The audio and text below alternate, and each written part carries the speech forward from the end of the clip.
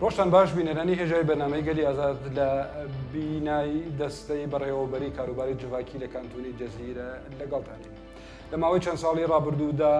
گەمارۆیەکی هەمەلایەنە خراوەتە سەر ڕۆژاوای کوردستان سەر کانتۆنەکانی جەزیرە ئەفرین و کۆبانی. بە تایبەتی لە کانتۆنی جەزیرە سەرڕای هەلومەرجی خراپی ئابووری گەمارۆی هەمەلایەنە پەنابەرێکی زۆریش ڕووی لە کانتۆنی جەزیرە کردووە. هەلومەرجی خراپی ئابووری و ژیان و بژێوی چوارچێوەی بەنامەی گەلی ئازادی ئەمجارە پێک دێنێ و بۆ ئەو مەبەستەش بەڕێز عەبدوڵڵا ئیسا حەسۆ لە دەستەی بەڕێوەبەری کاروباری جوواکی لە کانتۆنی جەزیرە لەگەڵمانە. بەڕێز عەبدوڵڵا بەخێراتی. خێرات ناوەتکن. بەڕێز عەبدوڵڵا بەرێ هەر چشت کاروباری وە دەستەی بەڕێوەبەری کاروباری جوواکی لە کانتۆنی جەزیرە چاوا دەمەشەکردنکە. ڕاستی دەماگ و ڕێڤەبەریە خۆسەر هات ئاواکردن یەک ژێ بنگەی هەری سەرەکە بگو دەستەیەک برنگی بێ بە ئاواکردن ئەف دەستە بناوێ دەستەیە کاروباری جوواکی بهتری خۆ دوبێشەی سەرەکە دەگری یەک ژێ کار بە هەندرێ ڕێڤەبەریدە چا لەگۆر سیستەما دیموقراتیک کار بێ عالی بکار ئاینا کارمەدان هەندرێ دەستیادە و شۆپاندنا کاریوان ئینسانات هەندرێ دەستیادە بکارێکی سەرەکە ئادە دوا کارە بە ناو جوواکێکی ڕۆلێکی گرنگ بلیزە لەورا ئەف دەستەی بوو هەم دالی تێکلی ناوەرا جوواگێ و دەستێدن و ناوەرا ڕێڤەبەریت خۆرتر بە ئادن گوکارە بێ ئەنجامێک باشتر یا دەستەداینی خۆرتر ji بۆ سەرازکردنا gelek pirsgirêkê ku nav civakê tê jiyankirin li kantona Cezîrê giştiyeni. Belê baş dizanîn ki kantonê Cezîrê her wek kantonên dî Kobanî û Efrîn li ser binemayê li ser esasê xweberêweberiya dîmokratîk yanî xweberêweber çêbûye awa bûye. Karobarê civakî bi giştî yanî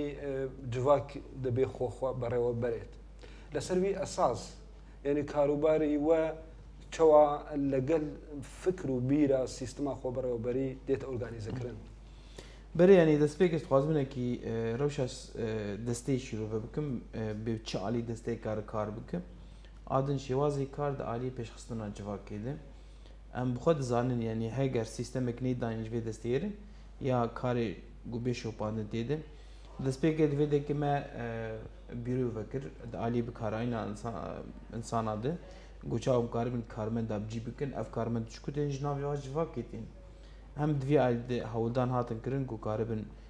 ew têkilî navera civakê de navera destê bêkirin goçê insanê bixwaze karibe karek cîkî bike û gor asta wî jî em karibin ev bicî bikin ade dua gom karibin di nava civakê bixwede çandekê neh li gor خۆسەریە دیموکراتیک li gor ew bîr û bawerî ku me pê bawer kir ew felsefa ku em sermeşiyan gom karibin civak bixwe bixwe xweberêve bibe ne li gor çanda ku dihat nasîn li gor rejîmiya em bêjin li gor sîstemê berê gotim raman û nerînê her insanî bêgirêdan ku karibe çawa karibe cîkî kar bik û li gor wêna bihayekî bigire ya ama asta ku em nêzîbûn ku karibe nav civakê xwe di çandek derkeve ew bixwe bixwe rêveberiya xwe bike ew bixwe bixwe karibe peydekirina kar bike li ser vî esasî me xwest gelek proje derkevin ji aliyê rêveberiya ji aliyê destêdin û hem jî ew projeyê ku di nava civakê pir kes hene hinek rêxistin ya em bêjin fealiyatê biçûk hene karin bibin bingeh ji bo avakirina projeyên biçûk ev projeyê biçûk belkî ji kesekî ya ji 10 kesa ya ji 5-6 malbata ku karibin hejmarekî mestir di nav xwe cî bikin û em wek destê hem şopandina wan bikin ya em hem destekê bidin wan ya heta em karibin proje jî pêş bixin di nava civakê de got bêhtirî xwe civak bi va proja bêgirêdan ev proje jî nayê wata got bes qezincikirina pera lê ama ev proje ji bo pêşxistina civakî ya em bêjin sistema bingehîn ji bo pêşketina vê civakî û divê alî di gelek hewdanê me çêbûn yanî heta di aliyê wek rêveberiya xwe sergiştî û hem jî di aliyê sazî û destgehê gulvir ê hindirin ê ku kar dikin me xwest pêşkêşkirina proje ji aliyê wan bêkirin ev proje gelek aliyê xwe digir yanî hem hindirê çandê dî ya em bêjin di aliyê aborî de em zanin rewşek zehmet dema şoreşa Rojava dest pê kir û şoreşa Sûrî giştî yanî ev zêtirî 4 sala dest pê kir hem dorpêçkirinê giştî hat kirin ser Rojava û hem zehmetî jî hatin kişandin yanî di rewşek goşertê jiyan kirin به هزار انسان کوچبر دبن هگر کوچبری هندر دنیا کوچبری جدری سینار دبن جبوله مخواست برنگی آورته ام قاربن کاری دسته تفعیل بکن یک جد عالی تکلید نواج واقعه آد دوا جبو بسازی دزگی نافنتوی او هو امرو وای گلفر کار دکن ام قاربن وقت تکلی بین چکرن گو قارب هجماره کی مزن انسان بخوف گریدن جبولو هجمارك مزن انسان خو قيد كرن للجمع يعني حتى انا زيتري 4000 انسان هاتن قيد كرن ناوي خو بجي كرنج بوم كارموانا قالك دفر بكار بينن هجمارك مزن دريفه بريجي هاتم كار يعني انا هجمارا قشتي جو كسي بون خدي كار هندري ريفه بريد بركي زيتري 10000 انسان جيبو وقت دستي يعني 10000 جريداي كاروباري جواكينه ده همه دسته ریو برید کاری خود گرن و آن هودانی من گو چه سازی و ام بیشن چه کارگاهی گوتیم فکرن تندری کانتونی ده تکری مبارها بن ام کار بن هجماری کی مستر وان انسان وا کارگاه هاجی بجی بکن اب کارگاه وک نمونه از کار بیشم ما دما داوید وک دسته کاربار جواکی ما دسته دا کارگاه نوروز وک درزی خانه کی آن الباجرو کی عمودی هات فکرن اف درزیخانه گلک مالبات تهاتم بجی کرن انجام کاری وانا گو بگرتن بهتری خوش بو کارم دستکی بدن گلک مالبات دن یعنی خواسته کامنی سرکه او گو نه بس دالی قزنج کرنا پرات بگرتن لی اما بهتری خو کاربن هجمارک مسترج مالبات دن تید بیم جی کرن تشتیج عالمتی خواستن وقت دستک داین دستک کی چا کار بکن هنك تكنيكا جوارتي خاصة ام كارب جوار پیشکش بکن و ام جي وقت دستك بدن وان جو كاربن سنگي خوب سكنن ببن ميناك لجلد باجاريدن اف يعني للراستي ام دكارين بيجين يعني جواك جالي ايكونومي اخوا دبي خبره وببعد يعني خبره وبعد ايوا وكو بيجين دزگايك تكلي لنا بريوان چدگن يا بيجين اليكاري وان دبن ليل اساس دا بيجين جواك جالي ايكونومي خو خبره وبعد بونمونه كارگي خو چدكاد اودان دكاد يا لشون دي بونمونه جالي كشتو قالي يا العالي بس بيجين پیش سازي همو جواك بو خو ريك دخل لي كاروباري يعني كاري و كاروباري رخصنو تكلي وانا يعني علي كار نوك سيطريكي ويا دسلاتكي وحبي لسروان ذاتن اف يعني كاري خسريه دماغو خسريه ريفبريا خسرات اوكرن بيتري خو بنگي خو جواكي كرت يعني ام دزانن خلقا اتوري بچوك ريفبريا خسريه ديمقراطيك كومين هات اوكرن وام دزان كومين رورا حري سركه دغري د بكار اينا بريارات هندري ريفبريا ده ذاتن اف خسري دمهات اوكرن اساسنا جواك جبولو ام نهاتن بناوي دسلاتداري ام بين گل كنترول بكنا ام هاتن بناوي قوم كاربن في جواكي بريفه ببن اف جواك كارب بخو برياري خو بده بخو خسريا خو پیش بخينه وحتى نبز د عالي ايكونومي تنيد يعني ام زانن دناف مجاري کو دناف نبز جواكا كرديا جواكا روجاوا وجواكا روجلا تناوين يك جي بنگي هري اساس جواك وادن عالي ابوري وعالي چاندي هگر اوانا تف هفر کومنه بن جواك نکاره ساغلن ببه و ام دزانن د روجاوا ده پر زحمتي هاتن کشاندن اوايا سري يعني زيتري 5 سالي دسلاتياريا باس حدش بخاف جريدا يعني برنگي سلطني زيكدو ام نسلطنو ام نهاتن لسر كسي دسلاتداريه بكن لي اما ام جواكي بنگه بكن ام كاربن ببن نمونه جبو بس نبس جواكا كردي ويد جواكا رجلاتا ناوين تف كارب الجور نرينو فكري خسريه ديمقراطيك بيش بكر بله باش تباسي كومون كرد زانين كلا همو كانتونن روج اوا كومون هاتي اوا كردن لغوندا لغركي باجيران و ام اگر بپرسين لكانتون جزيره يعني چند كومون هاتنا اوا كرن و بتايبت دزانين ك بپرسيتي اوا كاروباري اوا ك تكليل لنا وبري كومون ان شبكن بقشتي لكانتون جزيره چقاس كومون هي و كاروباري وان چواندت مشاندن انا الجورو شاهي اف دمك باش يعني بيجم دس بيكنا افكرنا كومينا جيبو هجماري غوبي بليكرن ام دزان الحر تاخكي ياد كار بيجي الحر عالي كيش عالي تاقيد كومينيكات افكرن لسرانسري كانتوني گشتي هجماري كي مزن كومين جيبون اف كومين دس بيكرنا غو دس بيكرن راست بركي پركس انا او آگاهی وانی باشتر جبو کاری کومینا انه کومین بچرنگی گرک کار بکه بچرنگی گرک بیت تفعیل کردن بچرنگی جواکی بره و ببه کومین نهات آوا کردن جبو مسئله دستک داینا مروایی یعنی ام کار بیش دالی انسانی ده بس اما پاکتن خوارنه بین گول کار بلوی تاخا گوب جی کردن ولاک یا ام بیشن کومین جبو دماغو بی خواستن لکاره کی کارمند گرک به تکلیب کومینر چیبون نه افتنیشتی خواستن کومین بهتری خواهد جواک دماغو اف جواک اگر برنگی خونی بچوک بیا برنگی مزن به خودی بریار اساس کمیونیتی گرت اف کمیونیتی افاکرن جبو کاربه به بردف کی او جواک گول ورته جان کرن دما اف کومین کاری خوب سردخینه د عینی تاخه گوته بجی کرن او کومین کاری پروژه بچوک هگر د عالی دسته ده یا ام بجن ریوبری گشتی ده یا د عالی کومینی بخوده به چه پسکری کی گودوی جیتن پیدا کرن به چاره سری yani çareseli gerekçeli pikirin. Jibulu dema ev komi pêj dikeve, civak xwe jî pêj dikeve, aboriya civakê jî pêj dikeve. Em bêjin rihekî giştî tendrê wê civakê de xurtir dibe, komîn dibok dilê wê civakê. Ji bo em bêjin çi qesî komîn karibe karê xwe bêhtir rêve bibe, çi qesî karibe insanê gotên bicî kirin, yani em nelgor nerînê siyasî nêzik bilî ama em gor nerînê civakê nêzik. Ji bo ev komînê got pêj dikevin ana. از بیشم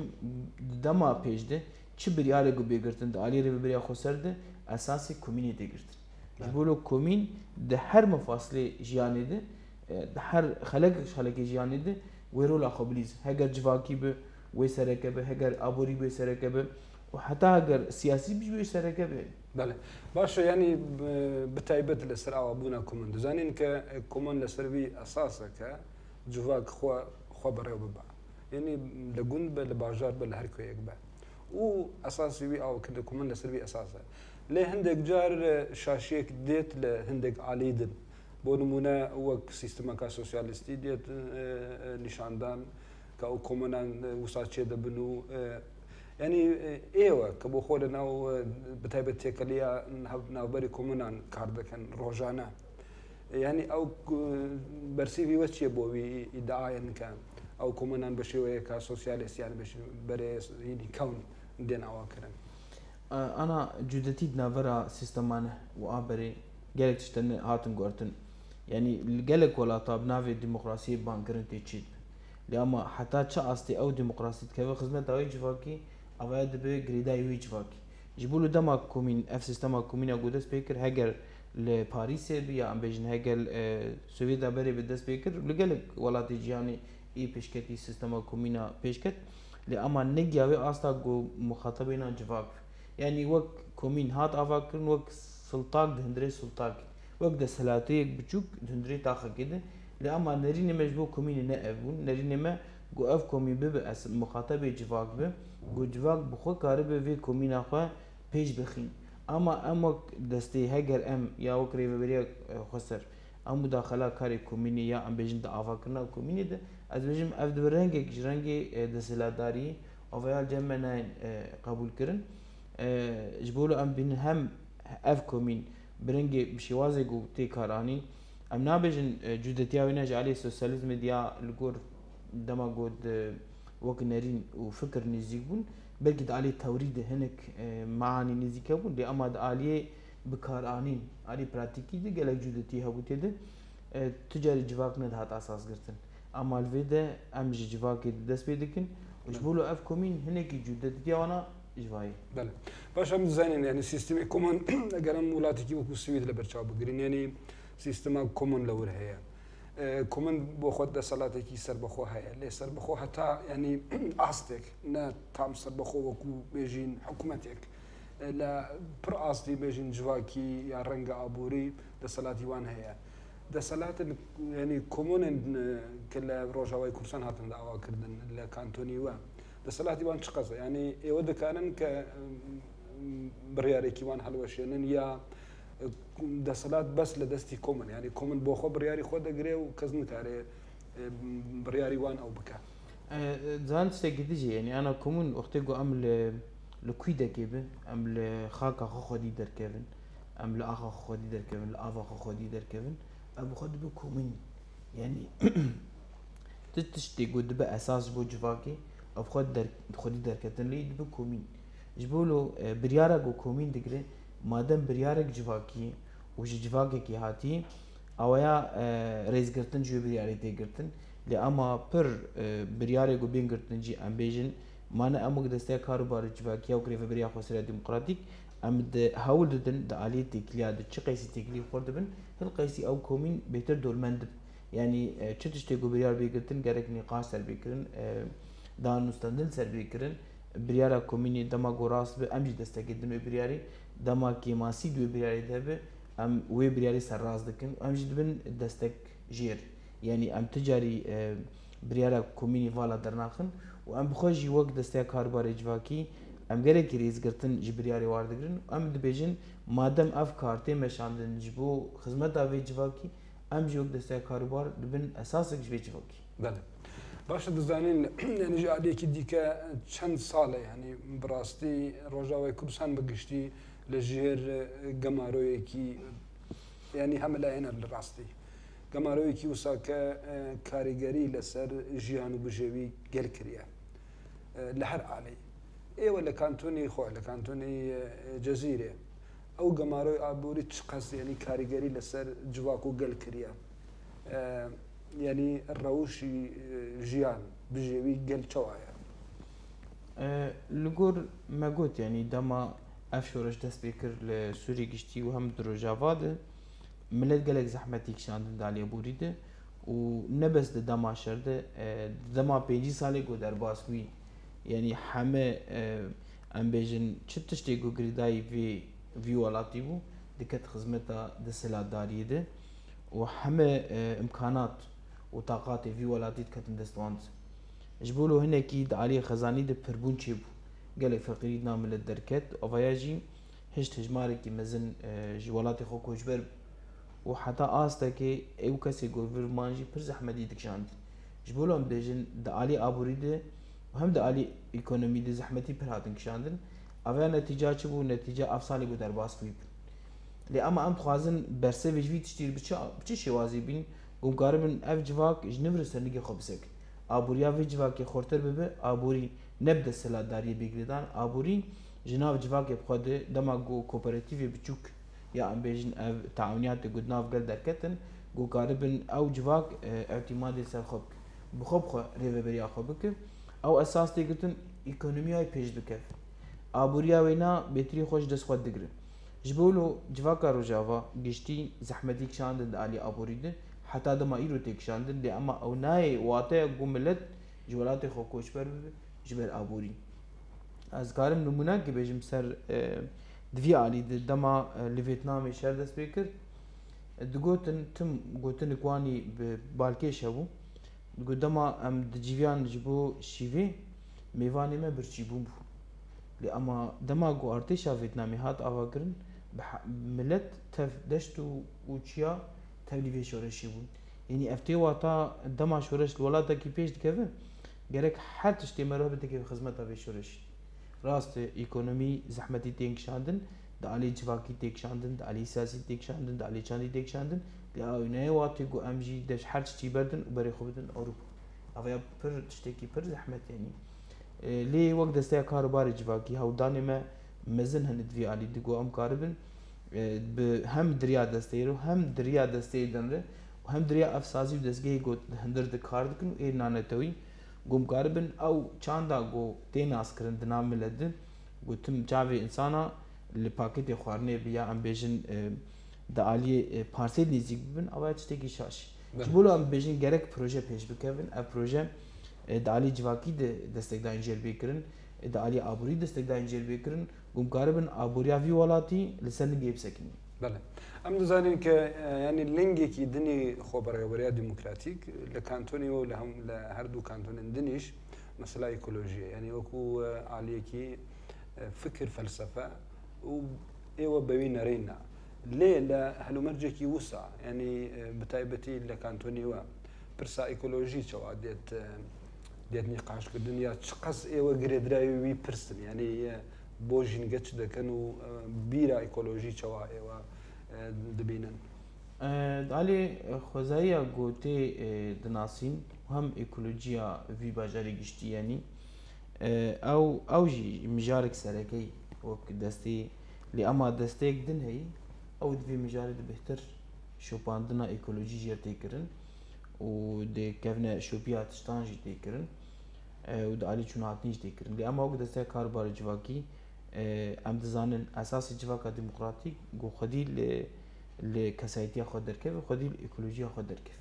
چه قيسي او ايكولوجي ساغلم بل قيسي جواكي ساغلم يعني نه بس مجارك سرقي جدسيا ايكولوجي اللي اما حمد دستي ريفا بريا خسر يكجي اساسي في خسري وقارب خدي دركتن ايكولوجيا خدي ما بس من هو مثلا بونو من اگر كارغا يقديت او كرن وفابريكا يقديت تشكرن او فابريكا دبيت يعني بيبندي مسألة ايكولوجي بيد يعني خوزان نفوتنا شميكال نخاط عرزه اللي يعني اللي با اللي برس بتايبت كجريدراي ايكونومي يعني ايكولوجي كجريدراي ايكونومي با او ايوه بتايبت كتيكلي راستو خوب مثلا ايكونومي وكارغو فابريكا هي برس ايكولوجي شو هذا بين الدور اما دماغو كارغا هيك بيفكرن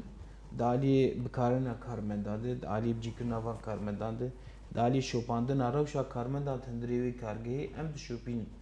لي اما وك ايكولوجي هيجر دما بيش يا ام بيشتي افكارغه هات كاراني zarar giyan de ekoloji de devina de desteya a ekoloji khoyi او و مثلا شوبينو او بهتر لسربان ساكن اما او دستيا كاروبار ام جيفينا بجاوكي مزن ليدنرن قلت تشتي بي افاكرن gerek اساس ايكولوجي و جواب بيگرد بله ام دزانين يعني برسيكي دن پر گرنگ لكانتون الجزيره برسي پنابرا دزانين ك پنابر لهر عالي استا لكانتون الجزيره بجيبونه يك پنابر ك بيجين لدربدين جالي بونمنا عراق دين يك لعلي شنغال كردي ما يزيدي حات نصور ليره بجيبونه ولالي كيدن لسوريا دين وجبونه يعني بيجين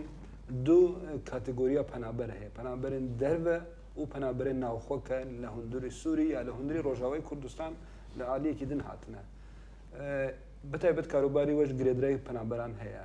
بگشتي روشي پنابران چاود بيني وك پنابرتي تندري روجاواده بشن سركن وك دستي جبولو ما اوفيسك بيروك ver pêşxist bi şopandina karê rêxistinê mirovayî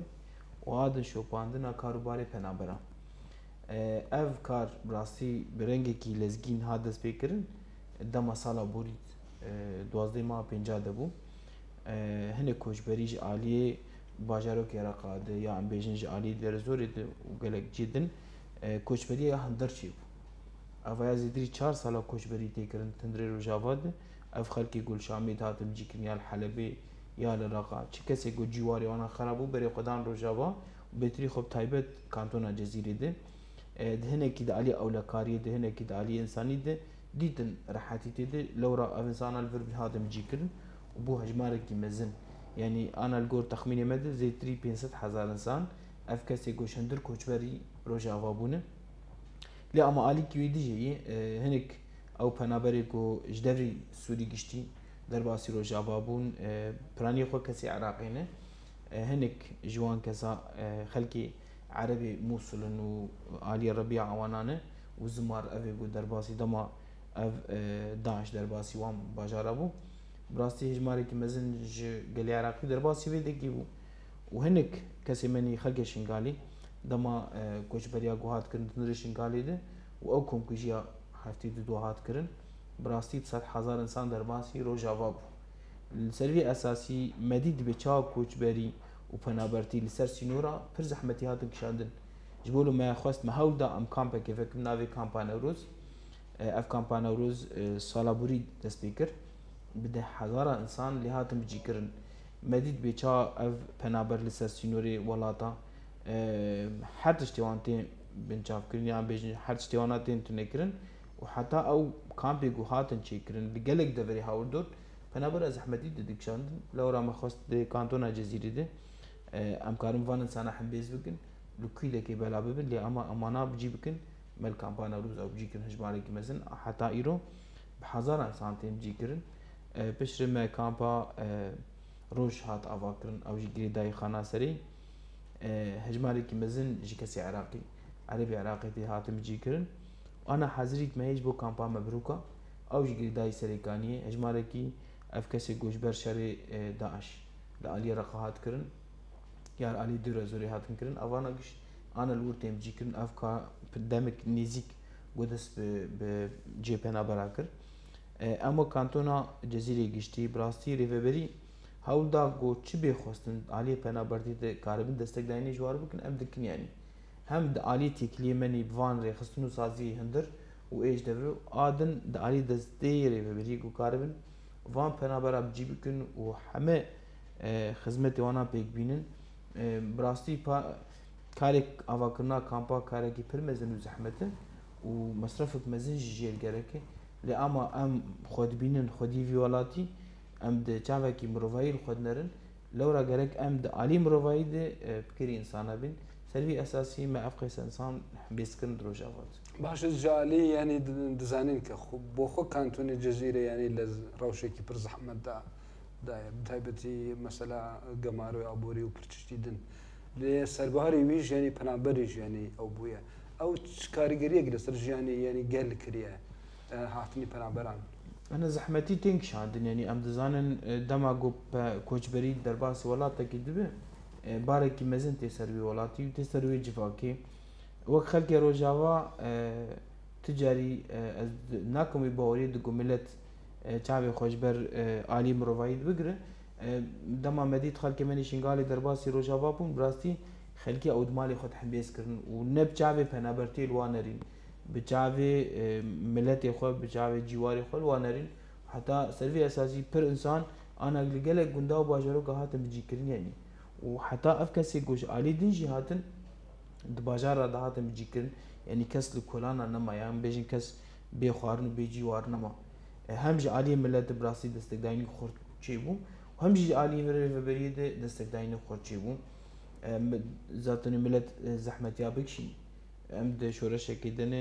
د شرکی مزن دنه افشری گوتی مشاندن بناوی مروفاهیت یعنی ایرو بدلی حری مزن دروجاوات کرن اف هیزگو یا ام بیجن اف هیزگو ایرو سر خاگه شردکن د جیوان کومی چته براستی بناوی مروفاهی شردکن و ام وقت ملت روجاوا ام وان کسا كبنابر بن يا كس كوچبر بن يا كسن جو جواري وانا خرابون امانا حمبيز دكن بيچا ام خلقي خوني في حمبيز دكن بله باش هاو كد زانين هندك رخاوي دنن دروا يعني رخاوي كلا دروي سوريا وروجاوي كردستان ورخاوي خير خواص وانيش حن وتكليا واش لقلوان هيا او خدمتي كوان دكنت لتشقاص يعني تشقاص دكارن خدمتي بنابران بكن ليران دسبيك د هنكري خستن براستي دسك داين مزنكر وكايفا سوري كردستاني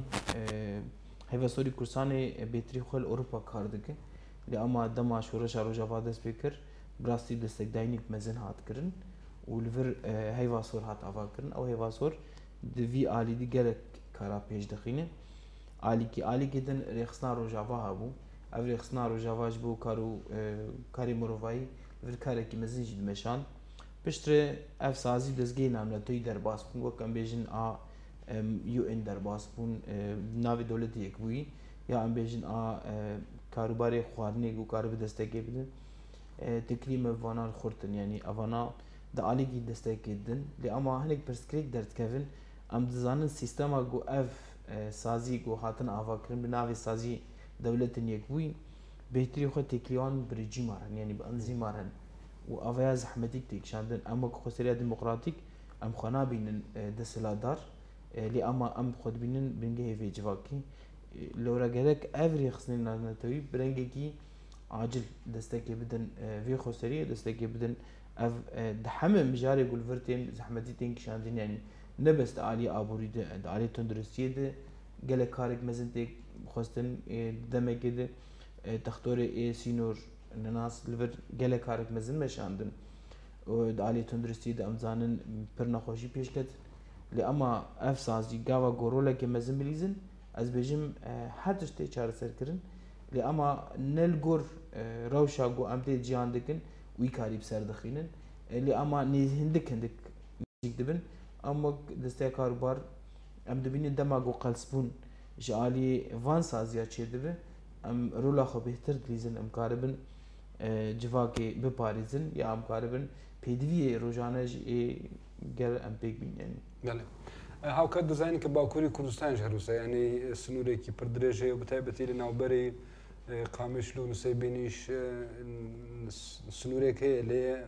ئەم وەکو ئین شتێکی وسا نابێنین ینی بێژین تێکەلەیەکی وسا بەس سنوور و عسکەرا هەیە و گەلی باکوور خواست ینی دەخوازن کە ئالیکاری بکەن ئێوە بگشتی ئەو ئالیکاریان کە لەور ڕاهادی ئەو ئاستەنگیان بۆ ئالیکاری وان دەرکەت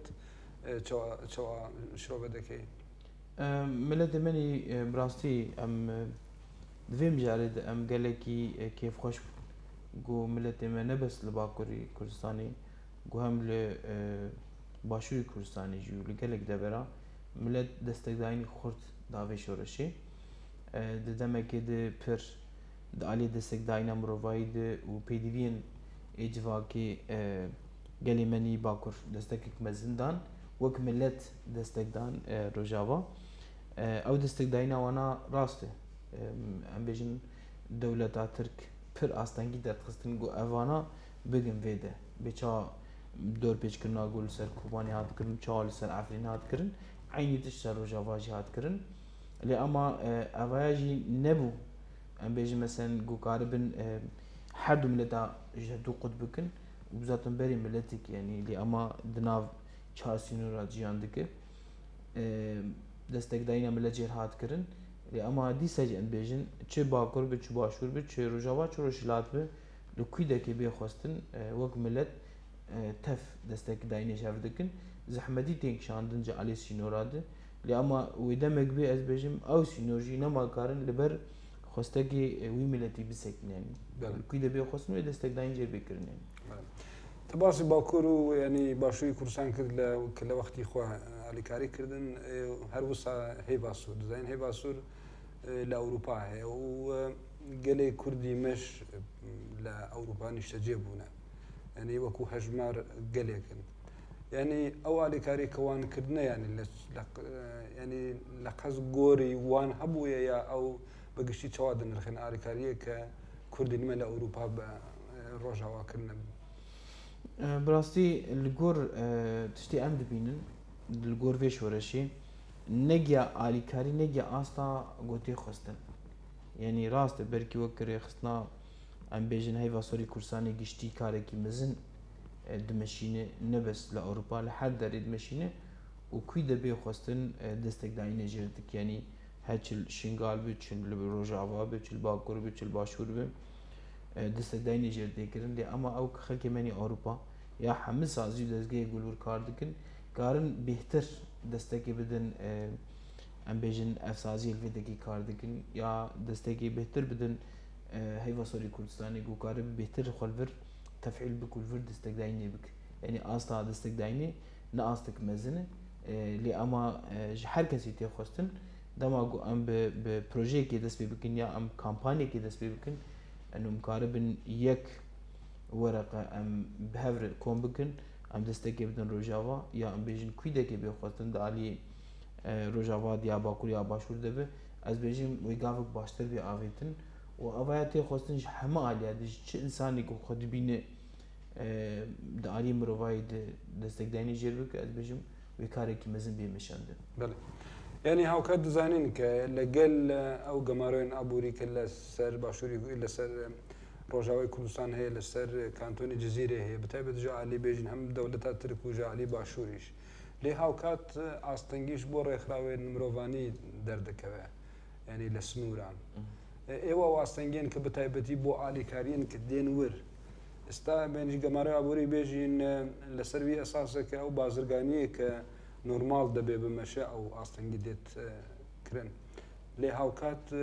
هاوکارێن مرۆڤایەنیش دیسان لەجاعالیان ڕێکخراون خێرخواز ڕێکخراوێن نێونەتەوی دێت ئاستانکردن ئێوە ئەو چاوا دەبێنن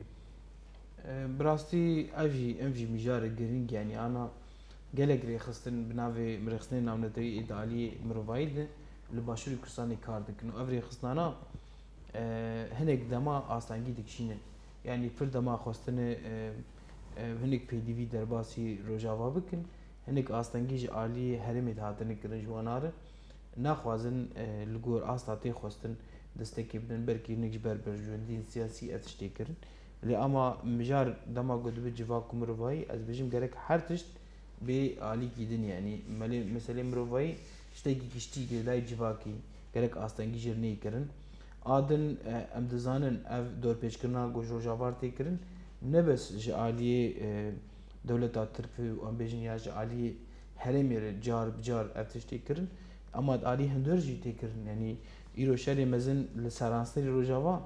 اللي ديجي داعش تي مشاندون اف كسن جريداي وان كسن هيزن تاري و ام دزانن افانا دهندري سوري ده برنگي سربوخه كاردك لي اما وك روجاوا زحمتي تين شاندن جبولو ام بيجن جريك سينيور بين فكرن اف خوستا كاما دولت يجبو يجيبو جو قاربن دفي مجاري ده براستي هناكي ريب ساكنين جبان كساره بله وكو برسي داوي يعني پر كورت وكو بتايبتي بهبجيان راد زانين كانتوني جزيرة وكو همو بيجين روجاوي كردستان موزايكي نتوا ومسبن جوازة بتايبتي اوي كدكوت سملي وكو كارباري جواكي او بهبجيان راد شوادا مشي استان او بري عرب كرد سورياني ازيدي بقشتي او بيكاتين جدا براستي شورشا روجاوا شورشا حمي بيكاتي نبس شورشا كرداي اجبولو اصلا جيان الفرتي قرتن بحمي بيكاتي جواكر يعني تشي كرد بي تشي عرب بي تشي سريان بي تشي آثور بي تشي آشوري بي تشي ازيدي بي اويا جدتي نافر افا خلقاتني ذاتا دما بريده دسبيكا زايني حتى روجا ايروده وان ملتا وان بيكاتي اب هافرج يعني هبش درباس كرن هجر افجانا هبش دمي كده اصلا يجي دركت من علي وهي زي تاريخ ناي وطا انه جدتي هي لاما وقت استيا كاربال جواكي ام دبينن يك ج دميساقا جوهات دسبيكنا خسريه ديمقراطيك جو قارب حمد بيكاتي جواكي هافر كومبك برنگي كي هبش برنگي كي جو قارب بن يك قارب جواك خسر اوابكن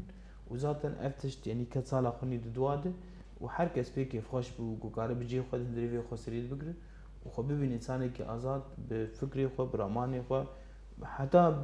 بگريدان خوني هجر اولي بي يا ام بيش عرقي بيش شعري ده بله قالك سباس بوتو برز عبد الله عيسى حسو قالك سباس خوش ورش بلا يبين راني هجا برنامجي تايبت قالي آزاد بو السر هلو مرجي خراپی آبوری بجوی جیان گمارو هروها لشاوی پنابر و جگربونی پنابر لکانتون جزیره و کوترا لگال برز عیسی حسو جگری سروکی دستی برابری کاروباری جواکی لکانتونی جزیره لآزادی و بو آزادی بجین معطل